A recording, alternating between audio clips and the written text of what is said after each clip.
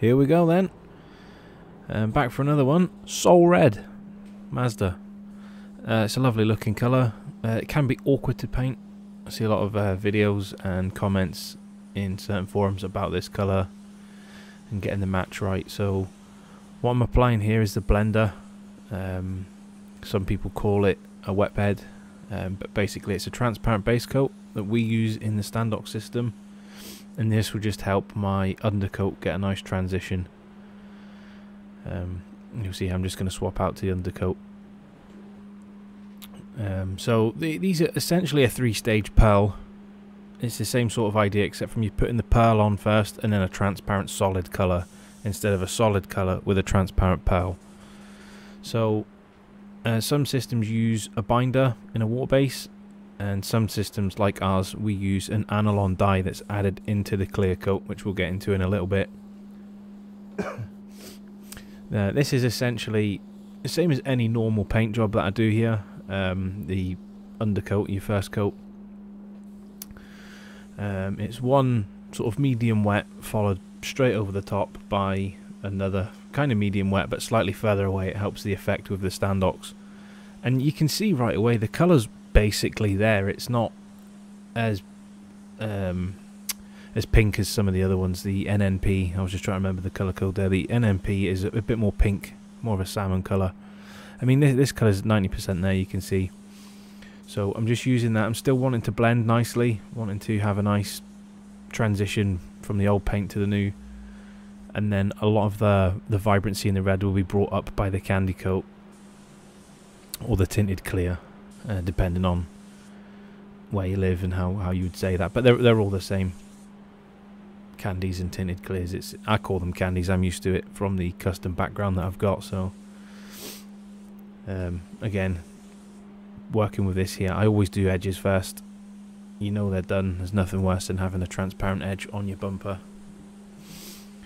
And it's very straightforward. First coat, 80%, basically full, almost full coverage. And then you'll see I'll drop back into it in a minute, slightly further away with the gun, and then dropping back in, getting the effect correctly laid down. And that's it. That's one of the reasons I love using this Standox system. It's so quick. I was previously on a Glazerate system, and it's one coat, flash it, another coat, flash it, drop coat, flash it for probably half the time because the drop coat is a lighter coat. Then a coat of clear, flash it, another coat of clear, and then you're done. So this is whack it all on in one hit, flash it, clear it.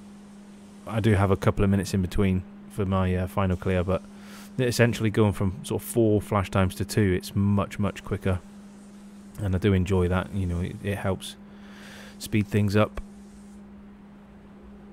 I imagine it might be tricky going back onto a standard 2-coat system, if we ever do change from Standox or I end up somewhere else. Not that I've got any plans to be honest, but I do like this paint, and I can't imagine not using it. It's that good. I really like it.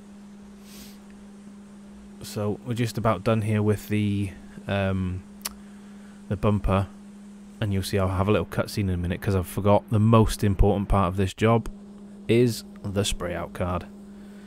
I've got the same wet on wet undercoat on the spray out card. You can see there I've taped off the corner, and that's just for future reference when we get this colour.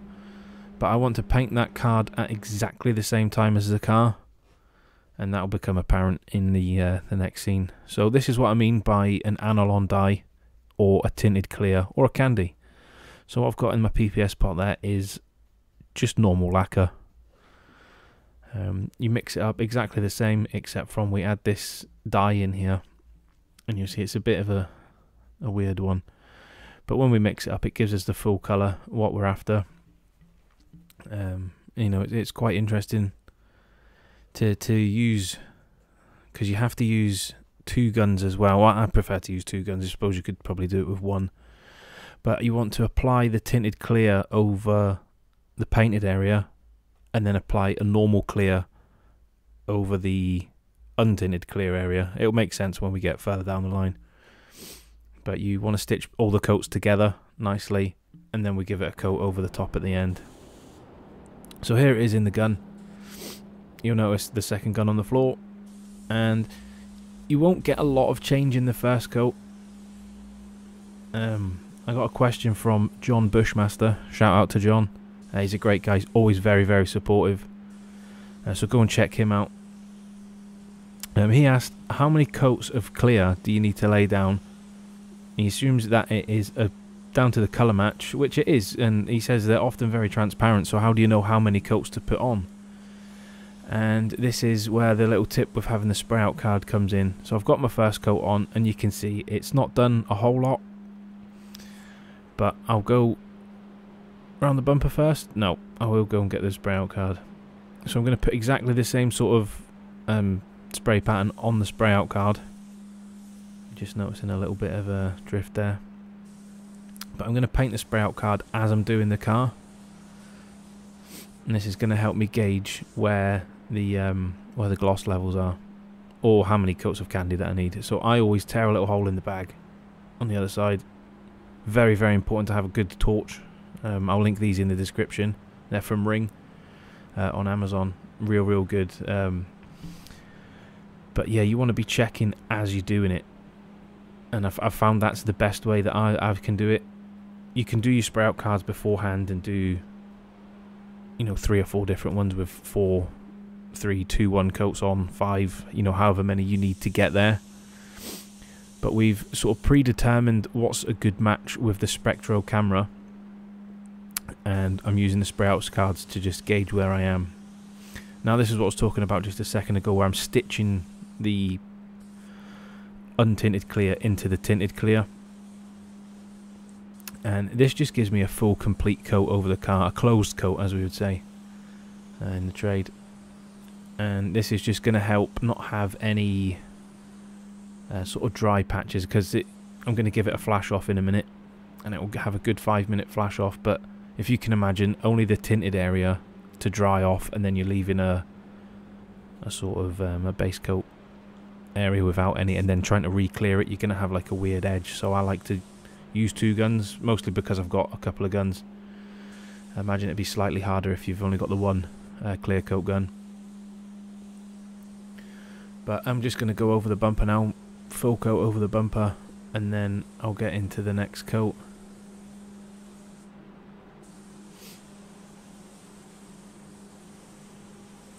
I do love doing these kind of colours as well. When you start to see the vibrancy come through, it doesn't look like anything special now.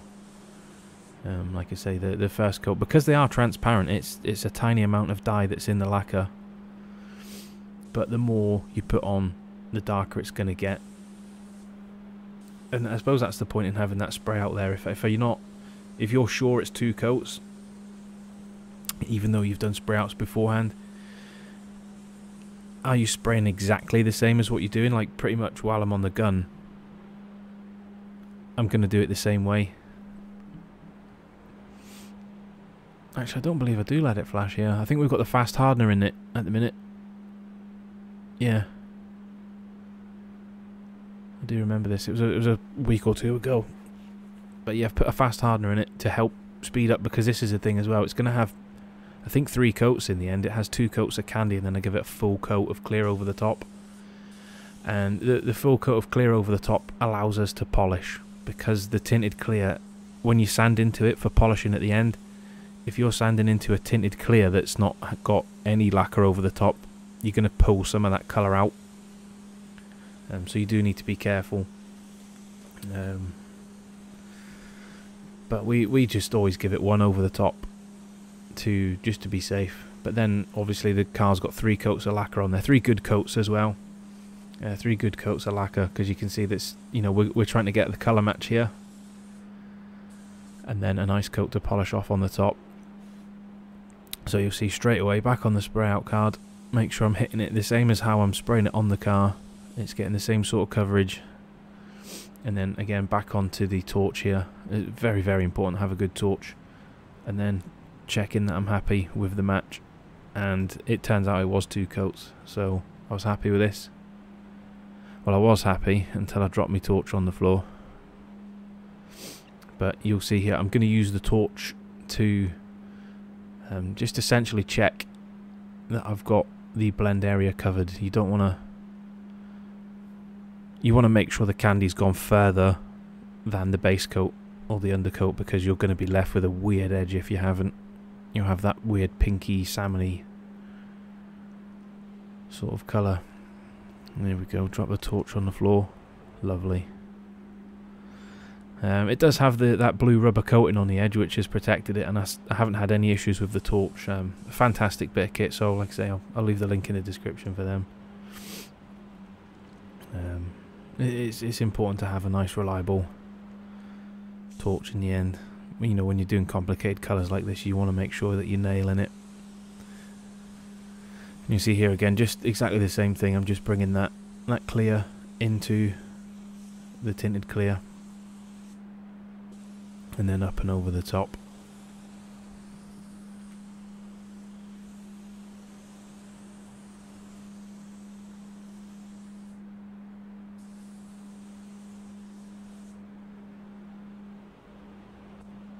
Beautiful. And then we'll go back and put the second coat of candy on the bumper. And then what I like to do as well, we've got we're fortunate enough to have a label printing machine in our mixing room. So when I'm finished with that colour and I'm happy with it, I will then reprint. Well, I say reprint. I will go into the mix and then I'll print the labels. And then what I'll do is I'll write on the back of the spray out card exactly how I've painted it. So the ground coat on the sticker as normal, and then I'll put a second sticker on there for the candy dye, and then I'll just add that this particular spray out has 2 good coats of clear, and then at least that way when the next one comes in, I've got a reference, and that makes it easy to judge as well. If I offer that spray out up to the next Soul Red that we get and it's too light, I know it needs probably another third. Another third. Doesn't make any sense.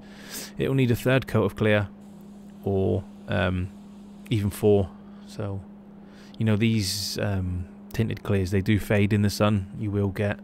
We've had a couple of NNP, the Renault colour, really faded, almost orangey, you know, on the older versions of the car. So the tinted clears can fade. So that's why it's always important to check and just make sure that you're doing your spray outs as well.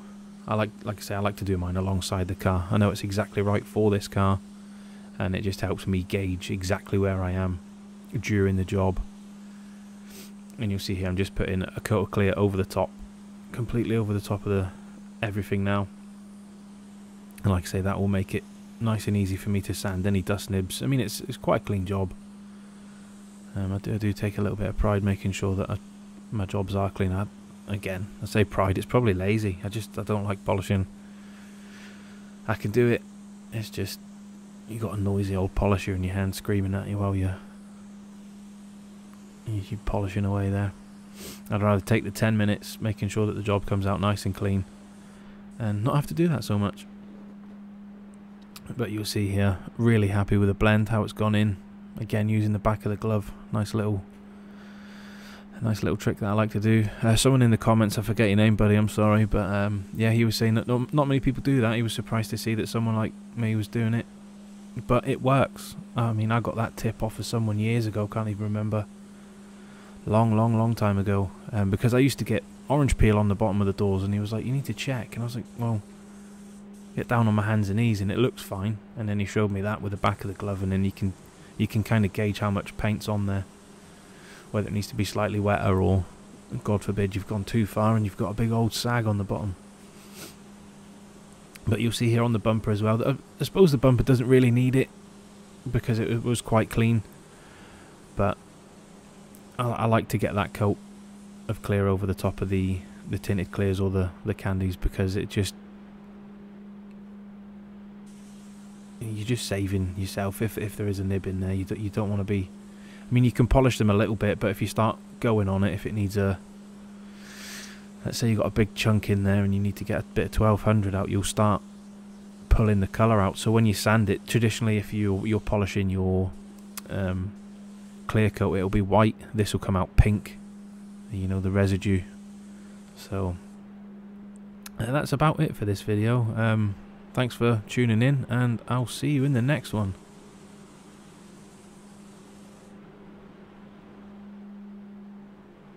And you know what I'll do, I'll chuck up a couple of clips here on the end of the finish of the car, and I'll cocking this bit up, ain't I? I'll show you a little picture with where it's demasked, and you'll get a good view of the colour match to the front door. It does look like I've gone quite far along that along the door there, but you'll see here. Again, using the torch just to double check, making sure that I'm happy. And you'll notice on the top of the door, if you look at the tape, you can kind of see the blend. So I have stayed away from the front door. That's what I was getting at there. But I'll chuck these pictures up as well, and you'll see the colour match to the front door. It was cock on. We were very happy with it, because you know these jobs can be awkward. So some people get nervous. I actually enjoy them. But yeah, it came out lovely, as you can see here. We were really happy with it. And I suppose my little takeaway from this is, if you do your spray out at the same time, it should be all good. Enjoy!